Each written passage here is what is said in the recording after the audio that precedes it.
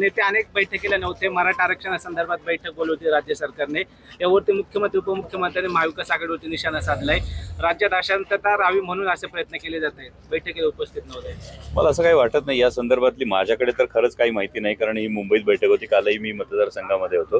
पण या संदर्भामध्ये महाविकास आघाडीच्या नेत्यांची ही भूमिका ही सुस्पष्ट आहे आणि सरकारनं अशा पद्धतीने जनतेमध्ये काहीतरी संभ्रम करण्यापेक्षा यातला एक सक्षम तोडगा काय तो समोर आणणं गरजेचं आहे। मुख्यमंत्र्यांनी खरं तर सर्व राजकीय पक्षांकडनं 12 तारखेपर्यंत लेखी निवेदन मागितलेले आहेत की सर्व राजकीय पक्षांची काय भूमिका असेल अशी त्यांनी त्या पत्रामध्ये मागणी केलेली आहे। माननीय मुख्यमंत्री महोदयांनी ही भूमिका मला वाटतं नवी मुंबईमध्ये जेव्हा त्यांनी जरांगे पाटलांची भेट घेतली त्यावेळी त्याच्या आधी सुद्धा जर ही सविस्तर चर्चा झाली की नाही ठाऊक नाही, परंतु माननीय मुख्यमंत्री महोदयांचाच एक व्हिडिओ जो समोर आला होता, आपण काय बोलायचं आणि निघून जायचं, तर यामध्ये नेमकी काय भूमिका आहे हे सुद्धा समोर येणं गरजेचं आहे आणि यामध्ये सर्व घटकांना योग्य न्याय मिळेल या पद्धतीनं याचा तोडगा निघणं अपेक्षित आहे। महाविकास आघाडी खरं तर राज्यात अशांतता राहावी म्हणून असं प्रयत्न करत असं त्यांनी आरोप केले। या कुठल्याही आरोपामध्ये तथ्य नाही, यामध्ये काय अशांतता कशा संदर्भात महाविकास आघाडींची नेमकी भूमिका काय असणार आहे,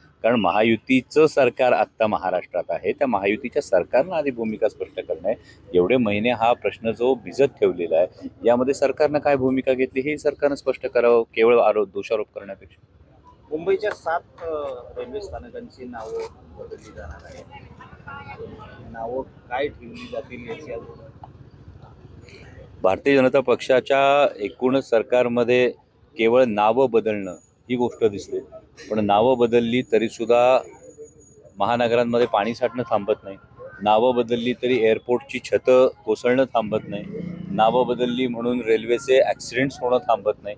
केवळ नावं बदलण्यापेक्षा सर्वसामान्य नागरिकांना योग्य सुविधा मिळणं हे जास्त महत्त्वाचं आहे। महायुती विधानसभेच्या तयारीला लागली, जबाबदारी शिंदेच्या खांद्यावर दिली जाणार असं हे मला हे तुमच्याकडून कळतं। मला असं कळलं होतं की माननीय देवेंद्रजी फडणवीस यांच्या नेतृत्वाखाली ती निवडणूक लढवली जाणार आहे।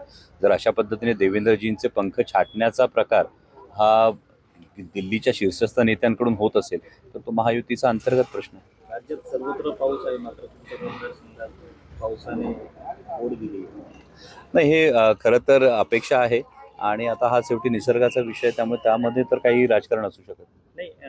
पुढच्या काळात जर पाऊस वेळेत यामधला हा संपूर्ण आढावा जो आहे, धरणांमधल्या पाणी क्षमतेचा जो आढावा आहे, त्या पाणी नियोजनाचा जो आढावा आहे, या संदर्भात सगळ्या अधिकाऱ्यांनी चर्चा करणारच आहे। एबीपी माझा, उघडा डोळे बघा नीट।